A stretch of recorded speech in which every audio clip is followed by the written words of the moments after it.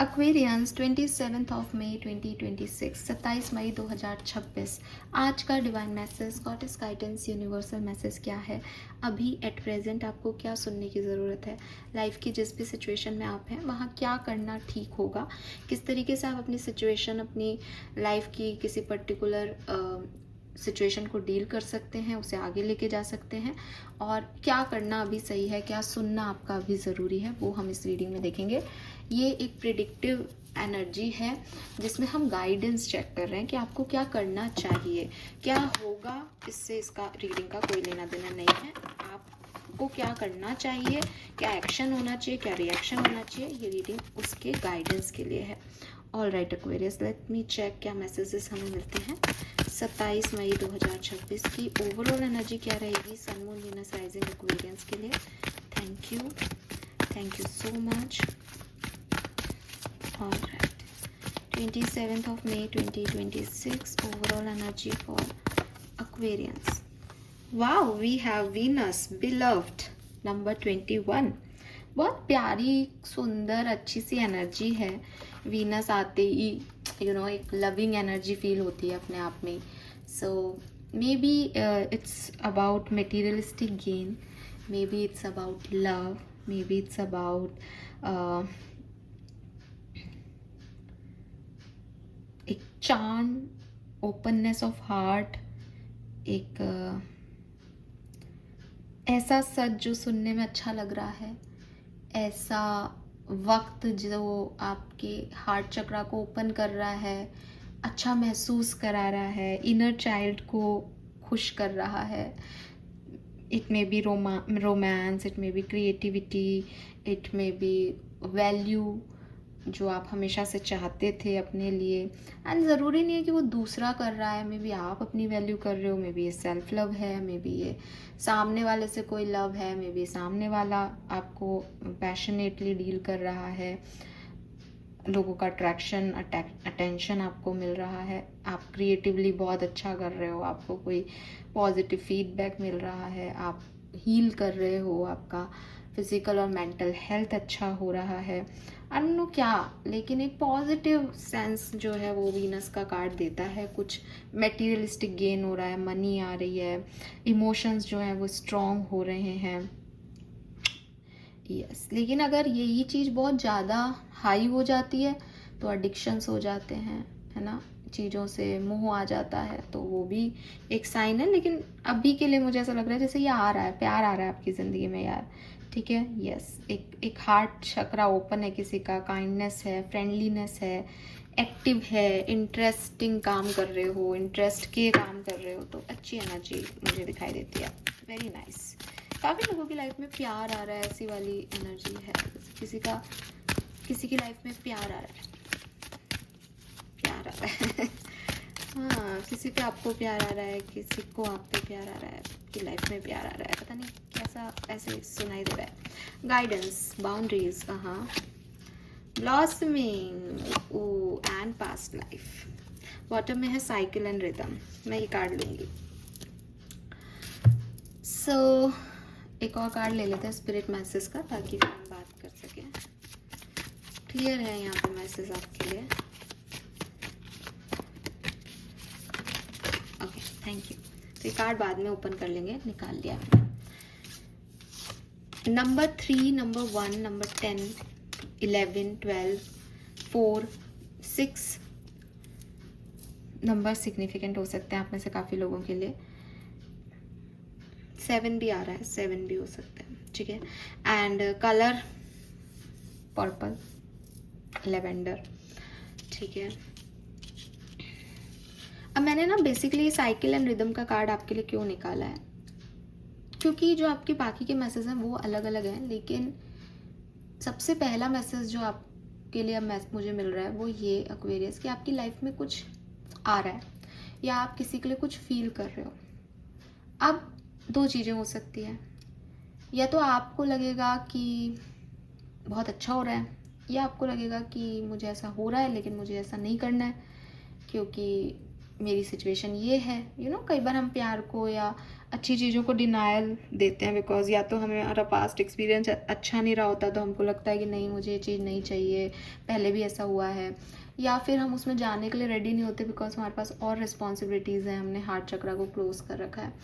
तो रीज़न कुछ भी हो, आप उसे अप्रिशिएट कर रहे हो या आप उसको डिनाई कर रहे हो, यूनिवर्स कह रहा है कि कुछ भी परमानेंट नहीं है। ठीक है, अब अगेन अगर आपकी जैसी सिचुएशन है आप उस चीज़ से ऐसे समझें। अगर आपको लग रहा है कि मेरी लाइफ में अब किसी को नहीं आना चाहिए, मेरा तो पास्ट बहुत ख़राब था, या मुझे नहीं चाहिए अब ये सब कुछ, मैं चाहता ही नहीं कि मैं ऐसा किसी के लिए फील करूं, या चाहती ही नहीं हूँ ये सब हो, तो आपको यूनिवर्स कह रहे हैं कि देखो ऐसा नहीं होता कि आपका एक पास्ट चैप्टर ख़राब था तो आने वाले चैप्टर्स भी ख़राब होंगे। आपको आगे बढ़ना चाहिए। हो सकता है जिस तरह के आउटकम आप सोच रहे हो उस तरह के आउटकम यहाँ नहीं आए, तो आप आगे बढ़ो और खुशियों को, और जो चीज़ आपको खुशी दे रही है उस चीज़ को एंजॉय करने में कोई प्रॉब्लम नहीं है बेसिकली। और अगर आप उन लोगों में से हो जो कि आगे बढ़ना चाह रहे हो, आपको अच्छा लग रहा है, एकदम मस्त मौला होके वाव वाली फीलिंग है, यूनिवर्स आपको भी यही कह रहा है कि देखो नथिंग इज़ परमानेंट। ये सिचुएशन एक टेम्प्रेरी सिचुएशन हो सकती है, इसमें अपने आप को एक बाउंड्रीज़ के अंदर ही ओपन अप करो, इसे एंजॉय करो, अगेन इसे एंजॉय करो। ये तुम तक आई इसलिए कि ये तुम्हारे लिए बनी है, वरना ये तुम तक क्यों आती। ज़िंदगी में जो कुछ भी आ रहा है, जो कुछ भी हो रहा है, वो तुम्हें या तो सिखाने के लिए हो रहा है, या तुम्हें कुछ दिखाने के लिए हो रहा है, या तुमको एक्सपीरियंस कराने के लिए हो रहा है, या तुम्हारी ब्लेसिंग के रूप में हो रहा है, तुम्हारी लर्निंग के रूप में हो रहा है। इसको एक्सपीरियंस करो, लेकिन ये याद रखो कि ये मेरी ज़िंदगी नहीं हो सकती। मेरी लाइफ में साइकिल्स चलते रहेंगे, अच्छे बुरे के, सही गलत के। अगर आपको लगता है कि ये मैं सही कर रहा हूँ तो बिल्कुल आज आप सही हो सकते हो, पर कल गलत हो सकते हो, तो थोड़ा ध्यान रखो। अगर आपको लगता है नहीं ये तो गलत है, तो नहीं भाई, आप आज गलत लग रहे हो अपने आप को, कल सही हो जाएगी सिचुएशन। बिकॉज कोई भी सही गलत और राइट रॉन्ग वाली पैटर्न नहीं है। पैटर्न है कि हम सबको कभी अच्छा देखना है, कभी बुरा देखना है। हम कभी सही हो जाएंगे किसी सिचुएशन में, कभी किसी के लिए गलत हो जाएंगे। मैं अपने लिए सही हूँ, आप में से किसी के लिए गलत हो सकती हूँ। कोई मेरे लिए सही है, किसी और के लिए गलत हो सकता है। तो द थिंग इज कि ऐसे ही चलेगा। इस चीज़ को अगर आप समझते हो तो आपको मेरा मैसेज आगे के सब समझ आ जाएंगे। यूनिवर्स आपको इसीलिए मैंने कार्ड निकाल लिया कि आप इस चीज़ को समझ लें कि कुछ भी परमानेंट नहीं है, सब साइक्लिक पैटर्न में चल रहे हैं। आपके इमोशंस भी किसी के लिए कभी बहुत एक्टिव हो जाएंगे, कभी कम हो जाएंगे, कभी आप एनर्जी वाइज बहुत अच्छा फील करोगे, कभी एनर्जी वाइज एकदम ड्रेन फील करोगे। तो honour the cycle of the body, honour the cycle of your emotions.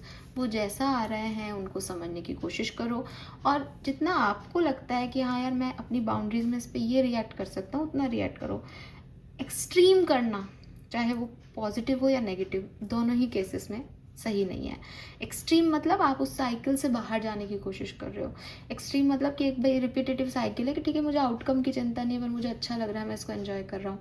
लेकिन अगर आप उसको डिनाई करो, अगर आप ओवर करो किसी सिचुएशन में कि नहीं अब तो बस ये मुंह में फंस गए साहब, यही अच्छा लग रहा है, ये जाना नहीं चाहिए, दोनों ही गलत है। और डिनाइल करो तो भी गलत है। ठीक है, then we have blossoming. Blossoming का कार्ड आपको कहता है you are just getting started, so have patience with yourself and the process and do not give up. अब क्या हो रहा है कि एक फूल खिल रहा है, एक फीलिंग आ रही है, अच्छा लग रहा है, शुरुआत हो रही है किसी चीज़ की। आपको ऐसा लग रहा है कि नहीं ये बिगड़ जाएगा आगे चल के, या मुझे तो लग रहा है लेकिन सामने से तो कुछ नहीं आ रहा, या मैडम ने तो ऐसे कहा था साइकिल है अच्छा हो रहा है, पर अच्छा ऐसे हो कहाँ रहा है, अच्छा अभी तक तो ये हो जाना चाहिए था। तो यूनिवर्स आपको ये कह रहे हैं कि चीज़ें अभी स्टार्ट हो रही हैं या होंगी। पेशेंस बहुत ज़रूरी है। पेशेंस इस चीज़ का कि मेरे को कैसे पता चले कि ये सही है कि गलत है, कि जब तक मैं उस पर थोड़ा सा ऑब्जर्व नहीं करूँ, सिचुएशन को थोड़ा जी ना लूँ, जब तक सिचुएशन थोड़ी सी आगे नहीं बढ़ जाए, तब तक शुरुआती दौर में किसी के भी बारे में क्या कहा जा सकता है। तो अगर आपको अच्छा लग रहा है, आप उस फीलिंग को, उस इमोशन को जाया नहीं करें, लेकिन आप ये ध्यान रखें कि मैं धीरे धीरे आगे बढ़ूँगा। किसी भी फूल को खिलने के लिए जो टाइम चाहिए वो उसको टाइम चाहिए। अगर आप सोचोगे नहीं नहीं इसकी तो पत्तियां खींच के मैं इस कली को फूल बना देता हूँ, तो वो आप वहाँ ख़त्म कर दोगे। आप भी किसी एक सिचुएशन में शायद हड़बड़ी कर रहे हो या तो उसको छोड़ने की कि इसने ऐसा कर दिया, ऐसा हो रहा है, ये तो काम ही नहीं कर रहा। किसी प्रोजेक्ट पे आप काम कर रहे हो, किसी सिचुएशन पे आप काम कर रहे हो और आपको ऐसा लग रहा है कि बस इसका तो रिजल्ट आ ही नहीं रहा, इसमें तो मैंने तो इतना कर दिया, ये तो कुछ कर ही नहीं रहा। वहाँ पे थोड़ा संयम रखने की ज़रूरत है, ठीक है, वहाँ थोड़ा पेशेंस रखने की ज़रूरत है।